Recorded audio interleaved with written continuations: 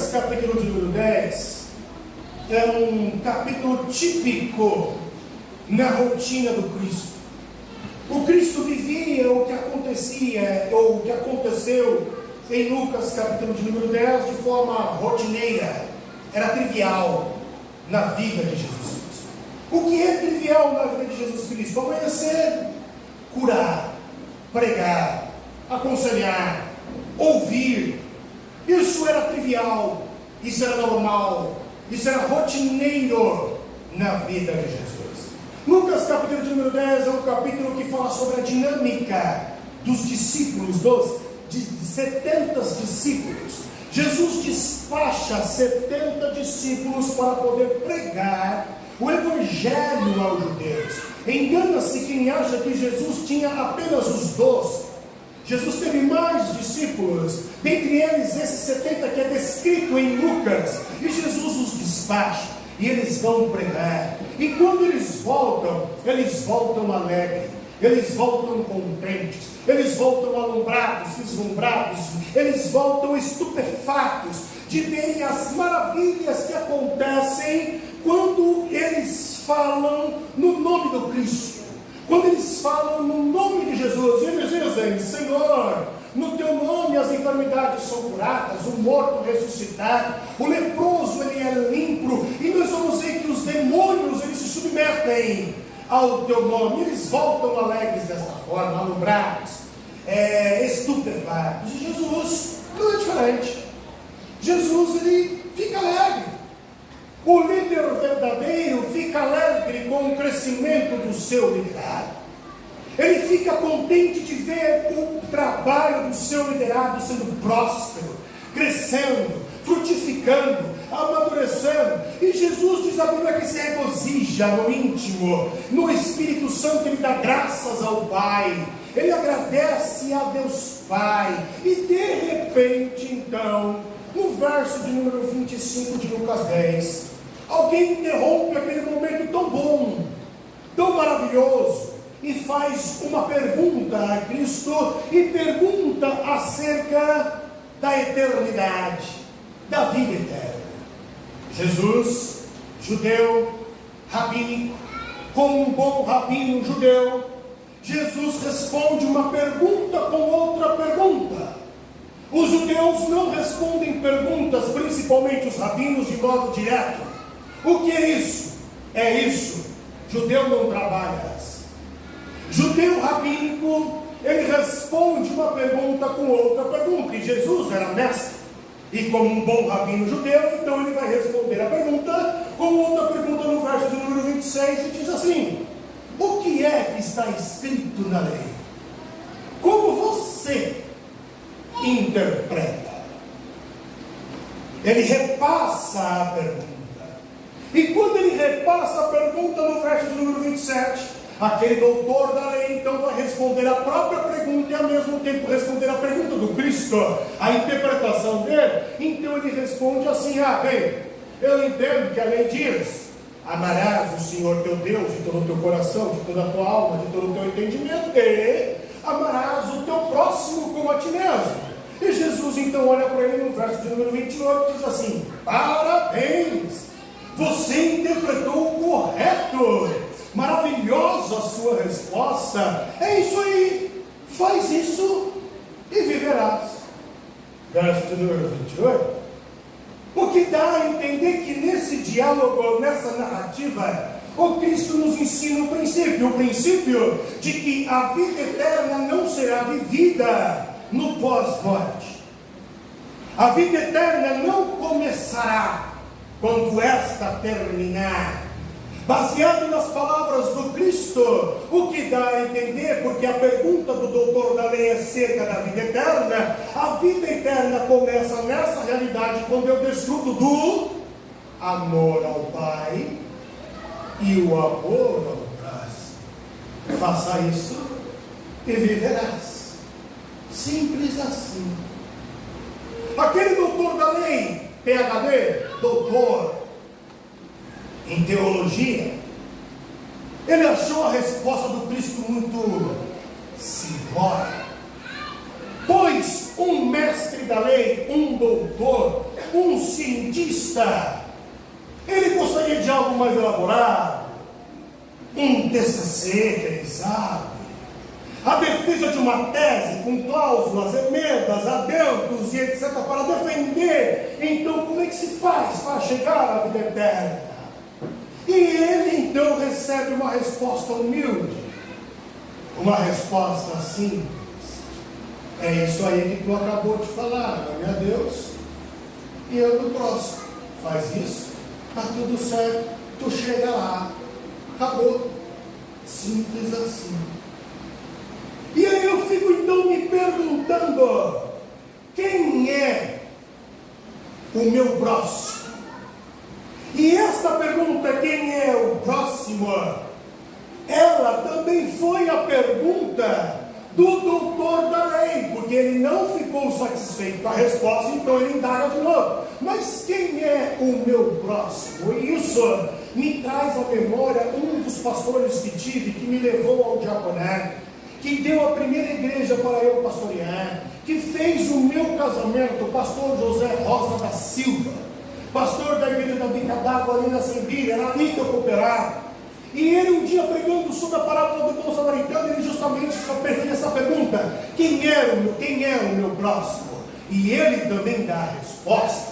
A resposta que o pastor José Rosa dá é uma resposta simples, porém assertiva. O meu próximo é todo aquele que não sou eu. Acabou. Se não sou eu, é o meu próximo. Não importa a raça, a etnia. Não sou eu, é o meu próximo. Apesar de ser simplória, ela é assertiva, ela é verdadeira, ela é sincera e define a pergunta: quem é o meu próximo? O meu próximo é todo aquele que não sou eu. Nas palavras de Jesus, então, para responder a pergunta do doutor da lei, Jesus ele vai fazer o uso da didática e vai usar então uma analogia, o que você e eu conhecemos como parábola, à luz das Sagradas Escrituras. Jesus vai pegar e vai contar uma história, e por trás dessa história tem um ensinamento. Então você e eu intitulamos esse ensinamento, essa história, essa parábola, essa alusão de parábola do bom samaritano. E essa parábola, eu defino ela como simples. O que é a parábola do bom samaritano? A parábola do bom samaritano é uma síntese. O que é uma síntese? Uma síntese é um processo de fundir elementos abstratos e concretos e trazer uma luz, um entendimento como neste processo. É isso que Jesus está fazendo. Ele pega elementos abstratos, elementos concretos, ele funde os dois e ele traz o ensinamento por trás disso. Ele traz ali uma riqueza, uma sabedoria, uma ideia, ele traz luz ao que ele quer dizer, ao enredo, a narrativa, a sua discussão. Isso é simples, e a parábola do bom samaritano é uma síntese. Jesus está ensinando um princípio através de um processo, através de elementos abstratos e concretos. Só a parábola do bom samaritano? Não. Todas as parábolas, todos os ensinamentos do Cristo traziam ensinamentos. Porém, nós vamos perceber que a parábola do bom samaritano é distinta, é diferenciada, porque a parábola do bom samaritano fala também daquilo que é do nosso trivial, do nosso cotidiano. Por exemplo, nós poderíamos aqui montar debates em diferentes tempos, em diferentes dias, em diferentes meses, sobre esta parábola. Vamos abordar um tema? Parábola do bom samaritano, criminalidade. A parábola do bom samaritano fala sobre criminalidade. E o brasileiro sabe o que é criminalidade. Nós vivemos isso todos os dias. Isso ronda a nossa sociedade, ronda pessoas próximas a nós. Nós vivemos a criminalidade da nossa pele, sabemos disso. E a parábola do bom samaritano fala sobre a criminalidade. A parábola do bom samaritano, por exemplo, ela fala sobre e aborda conflitos étnicos. No caso da parábola, do contexto cultural de Jesus, o conflito étnico entre o judeu e o samaritano. Se fôssemos contextualizar para o Brasil, a discrepância econômica entre o pobre e o rico, entre o negro e o branco, entre o homem e a mulher, nós temos um conflito étnico, racial. A parábola do bom samaritano ainda vai falar sobre, por exemplo, o universo do abuso religioso. E me permita, e desculpa as minhas palavras, diria eu, que a parábola do bom samaritano, ela denuncia a hipocrisia religiosa. Porque um dos camaradas que passou de lado foi um sacerdote. Que abandonou foi um sacerdote. Abuso religioso, hipocrisia religiosa. A parábola do bom samaritano, que nós poderíamos inclusive fazer um debate aqui, ela também vai falar, por exemplo, sobre a omissão e a indiferença que está impregnada em nossa sociedade. Omissão e indiferença. E ela é símbolo de solidariedade. Porque a parábola do bom samaritano, ela fala sobre atos relacionais. Perceba-se que cada um desses itens que eu acabei de dizer não faz parte do nosso universo trivial e rotineiro. Nós vivemos tudo isso que eu acabei de falar todos os dias. Por isso, a parábola do bom samaritano, ela é antiga, mas viva, eficaz para os dias da atualidade. Ela é uma parábola que causa estranheza. Porque quando eu estava refletindo sobre ela, eu fiquei pensando se Jesus estivesse aqui hoje, no ministério terreno, hoje, encarnado hoje. E eu fiquei pensando como seria a parábola do bom samaritano hoje.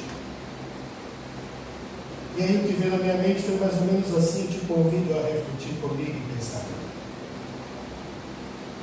Tinha um cristão qualquer que estava na rua, jogado, vítima da criminalidade de São Paulo.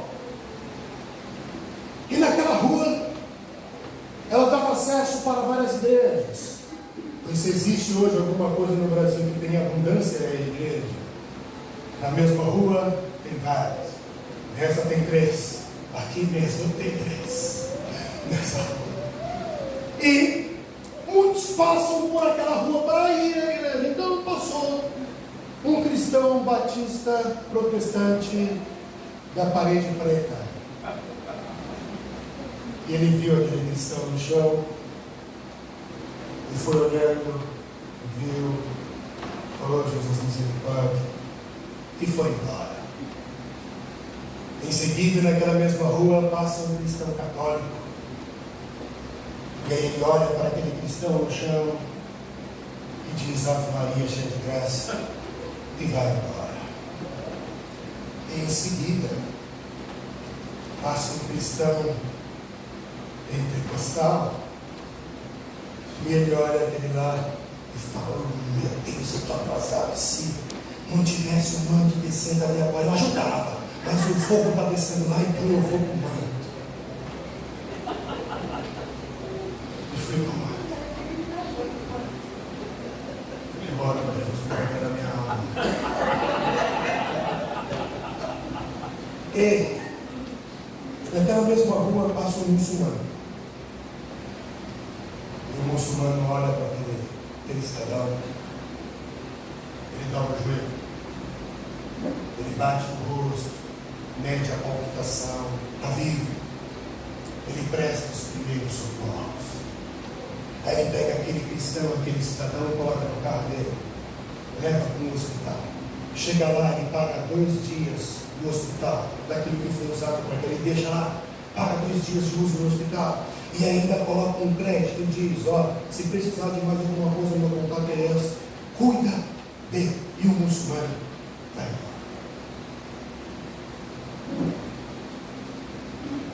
Bem, eu não sei você,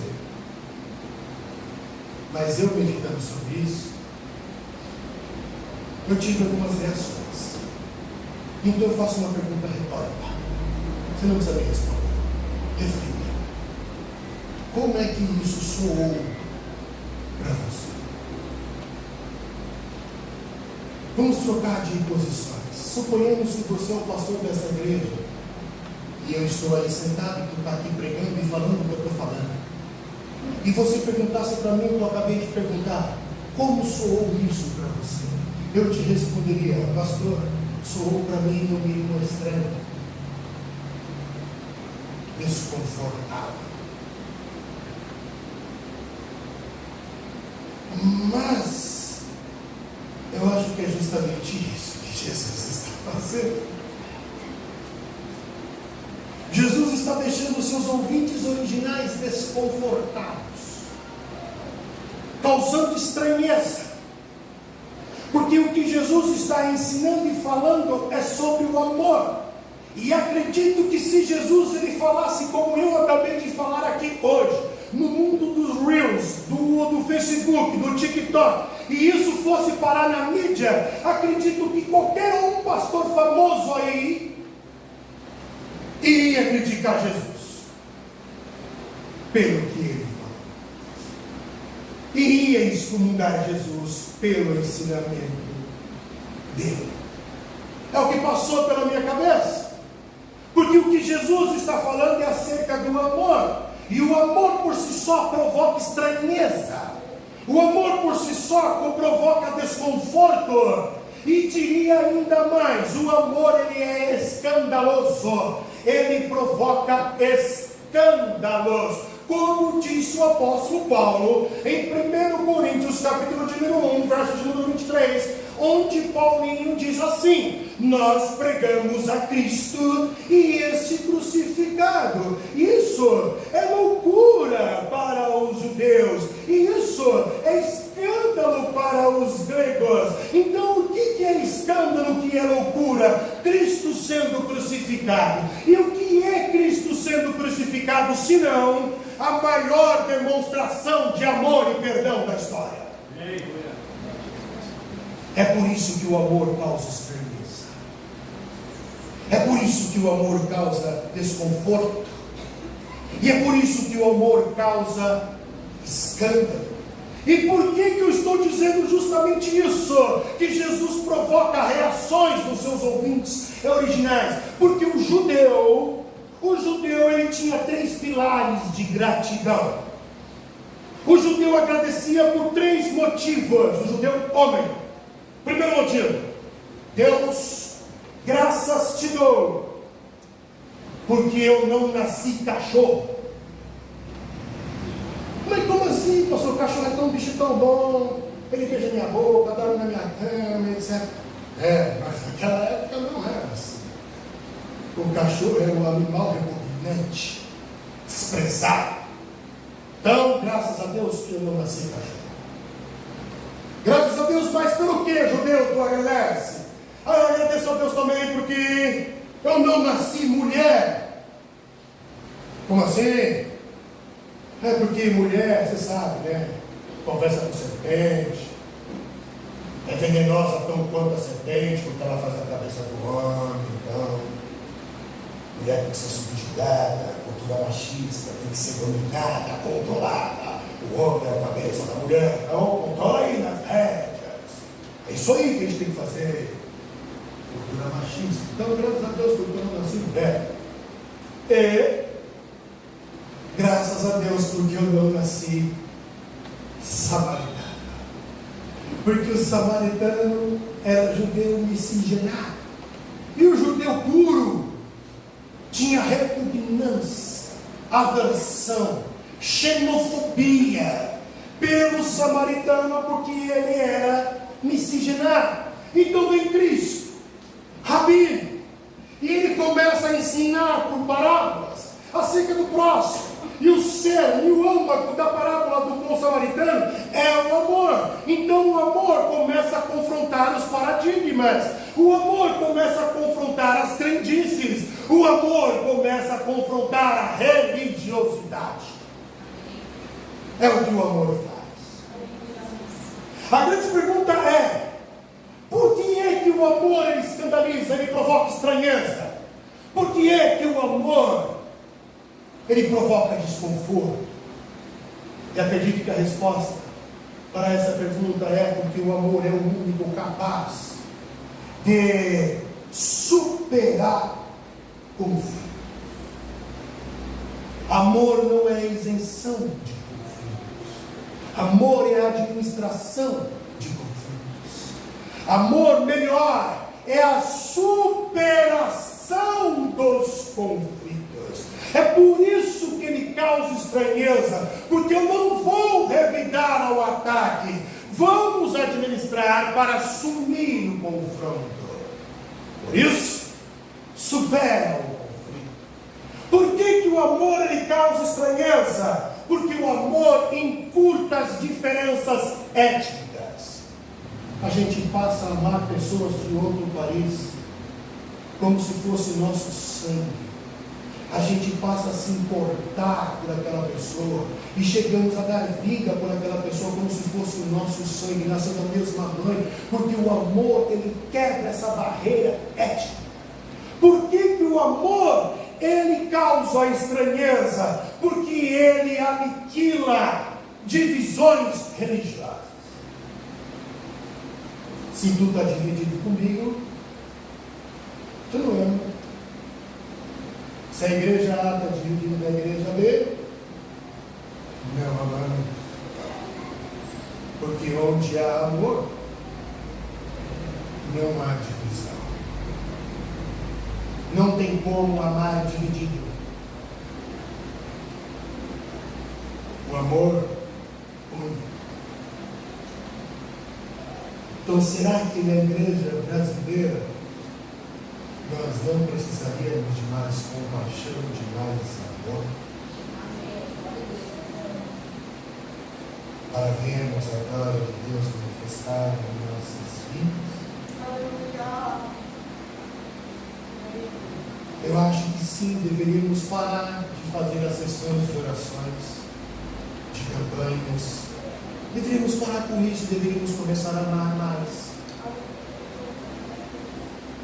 Porque o amor ele vai refletir a minha oração e vai refletir a minha vida com Deus. Nós estamos tão concentrados em buscar isso, aquilo outro, que nos esquecemos do óbvio, do simples, porque o óbvio é tão óbvio que eu não enxergo porque é óbvio. Eu quero enxergar o difícil. E às vezes é tão óbvio porque eu não enxergo, porque é óbvio, e o óbvio é o amor. Por isso faça isso e viverá. Pastor, então eu posso ficar assim, não, você não precisa de sacrifício de carregar fardo. O evangelho que carrega fardo não é o evangelho do Cristo, porque o evangelho que Jesus ele proporciona, o fardo dele, é o amor. Por isso que ele diz que é leve, é bom amar. É bom ser amado. É leve. Não é pesado. Está pesado para tu. Já não é amor. Já não é evangelho. Já não é o evangelho do Cristo. Por que o amor ele causa estranheza? Porque ele rompe barreiras socioeconômicas criadas dentro do capitalismo. Classe A, B, C, D, E e assim vai. O amor, ele nivela. O amor coloca todos no mesmo degrau. É o que Paulinho, meu amigo, escreve em Gálatas, capítulo de número 3, verso de número 28. Quando Paulinho ele vem e diz assim: agora, por causa do amor do Cristo, da cruz do Cristo, fomos feitos filhos de Deus. Logo, não há mais judeu, não há mais gentil, não há mais escravo, não há mais servo, não há mais livre, não há mais senhor, não há mais homem, não há mais mulher. Todos somos um no amor do Cristo. O amor do Cristo libera. Está tendo distinção? Não é amor. Não é evangelho. O amor, ele promove a união, e eu acho que é justamente isso que Paulo quer dizer quando ele escreve em 1 Coríntios capítulo 13, verso de número 1, quando Paulinho escreve assim: ainda que eu falasse a língua dos homens, dos anjos, e não tivesse amor, seria como metal que soa ou como um sino de timbre. E ainda que tivesse toda a profecia, e conhecesse todos os mistérios e toda a ciência, e ainda que tivesse toda a fé de maneira tal que transportasse os montes, mas se não tem amor, nada seria. E ainda que distribuísse toda a minha fortuna para o sustento dos pobres, e ainda que entregasse o meu corpo para ser queimado, e não tivesse amor, nada disso me aproveitaria. O amor ele é sofredor, o amor ele é benigno, o amor não é invejoso. O amor não trata com leviandade, relaxa, ele não se ensoberbece. Não se porta com decência, não busca os seus interesses, não se irrita e não suspeita mal, não tem malícia, não folga com a injustiça, não folga com a verdade, mas folga com a verdade. Tudo sofre, tudo crê, tudo espera, tudo suporta. Amor. Simples assim. Olhando para o que Paulo escreve em 1 Coríntios 13, e olhando para o que Jesus fala para o doutor da lei, eu percebo que o amor ele traz um propósito. E o propósito do amor é dar sentido à vida. A vida não tem sentido sem amor. Não vive quem não ama, só vive quem ama. Quem não ama, já está morto. Só vive quem ama. Porque o amor é vida. O amor é o único capaz de reconciliar o irreconciliável, de unir o que está desunido, de construir pontes que foram destruídas. O amor é o único capaz. Isso me traz à memória o documentário do Billy Graham que recentemente eu assisti. Como professor de História e Geografia, eu sei como é que termina a Guerra Fria, como ela iniciou-se para o fim, como é que vai acabar. Mikhail Gorbachev, líder russo, está passando um problema na Rússia, um problema de saúde, um problema de alimentação, um problema de moradia, de emprego. A Rússia está um caos, em todos os aspectos. No período da chamada União das Repúblicas Socialistas Soviéticas, a URSS. Agora, para ajudar um pouco mais o pobre coitado do Mikhail Gorbachev, a usina nuclear na Ucrânia, em Chernobyl, explode. Mikhail Gorbachev não tem recurso para consertar a Rússia e para impedir a radiação. Ele se vê obrigado então a bater um fio para os seus inimigos. Seus inimigos declararam: Estados Unidos. Ele pede ajuda, ele pede socorro. Como prova disso, Mikhail Gorbachev cria leis, perestroika, glasnost.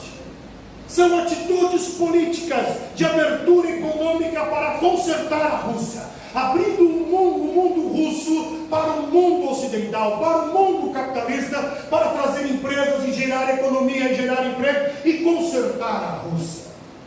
Nesse período de Guerra Fria, que é caracterizada pela tensão, pelo medo de armas nucleares voarem sobre nossas cabeças e acabar com o mundo, nós vamos ver que a ONU tenta apaziguar o conflito, e ela traz representantes do mundo inteiro para falar sobre paz. Dentre eles, a ONU chama Billy Graham, o único cristão a entrar na cortina de ferro. Quando ele aceita o convite de ir lá na cortina de ferro, nos países socialistas, falar de Deus, ele é recriminado em massa nos Estados Unidos. Quando indagado por um repórter da sua decisão, ele diz assim: como é que eu não iria pregar o Evangelho para aquele povo? Pois Jesus morreu por eles, como morreu por nós. O amor que Deus tem sobre nossa nação é o mesmo amor que Deus tem para eles. Como é que eu vou deixar de pregar o amor a eles? Como? mais 2 vezes na vida de Billy Graham. Billy Graham agora recebe o convite para falar lá na África do Sul, quando está acontecendo o chamado apartheid, onde ingleses e holandeses escravizam os negros africanos dentro da própria África, dentro do seu próprio país. E Billy Graham vai falar sobre o amor de Deus lá na África do Sul, enquanto o apartheid está no auge. Nos Estados Unidos, Billy Graham une forças com Martin Luther King Jr., e ambos agora começam a pregar o amor de Deus em todos os Estados Unidos para acabar com a segregação racial. Amor, amor, amor. Conclusão desse enredo histórico. A história descreve o fato: acabou o apartheid, acabou a segregação, acabou a Guerra Fria, mas ela não descreve que por trás teve a intervenção do amor. E quem é o amor senão Deus? Pois disse João: Deus é amor. Amor que faz Schindler salvar 1.200 judeus do Holocausto. Amor que faz Hitler salvar 669 crianças do Holocausto, pagando para que essas crianças fossem para a Inglaterra salvas. Amor, amor. Há uma solução para a humanidade, há uma solução para a igreja brasileira, há uma solução para a raça humana. Ela atende pelo nome de amor, e como disse João, o amor é Deus, Deus é amor. É em vão nos reunirmos nas quartas-feiras se faltar amor, é em vão da cesta básica se faltar amor. É em vão a gente orar, jejuar, fazer vigília, se faltar amor. Tudo que nós fizermos tem que estar encharcado de amor. O amor tem que ser demonstrado, vivido. E quando eu vivo o amor e faço outros viverem o amor, eu estou vivendo a vida eterna aqui. Ela inicia aqui, ela começa aqui. Nós temos que ter fé no amor. E com isso eu entendo que não há caminho para se chegar ao amor. O amor não é um fim. O amor não é um ponto de final. O amor não é um ponto de chegar. O amor não é um fim. Não há caminho que te leve ao amor. Mas todos os caminhos, não importa qual, todos os caminhos são caminhos para serem vividos em amor. No teu caminho para a faculdade, no teu caminho para o hospital, no teu caminho para o emprego, para de ranço, para de querer causar discórdia, para de querer fofoca, para com isso, irmão. Tu é crente, tu é discípulo de Jesus. Para que esse negócio de achismo, mostre o amor, mostre a segunda face, apazigue os conflitos, supere os conflitos, revele o amor, constranja as pessoas, perdoe, abrace, peça desculpa. Ou como tem crente orgulhoso, principalmente dentro do casamento, não consegue pedir desculpa para o cônjuge. Não consegue pedir desculpa para o cônjuge. É uma arrogância, uma soberba que acha que está se inferiorizando em relação ao outro. Peça desculpa.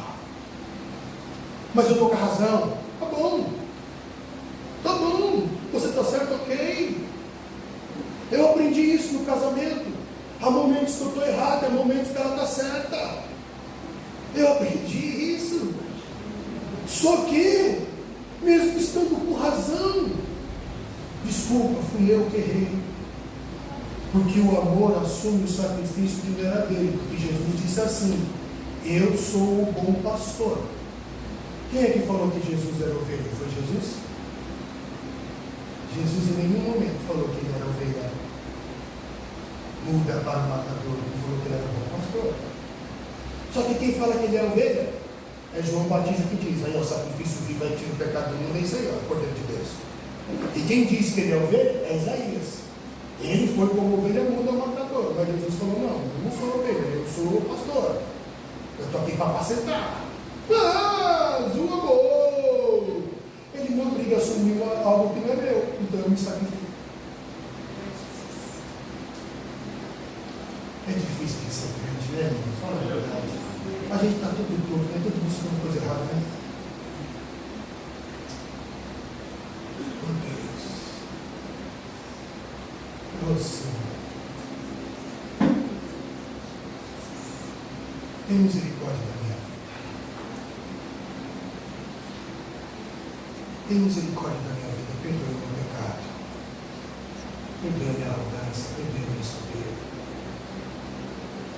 Perdoe-me, Senhor. Perdoe-me quando eu sou isso. Perdoe.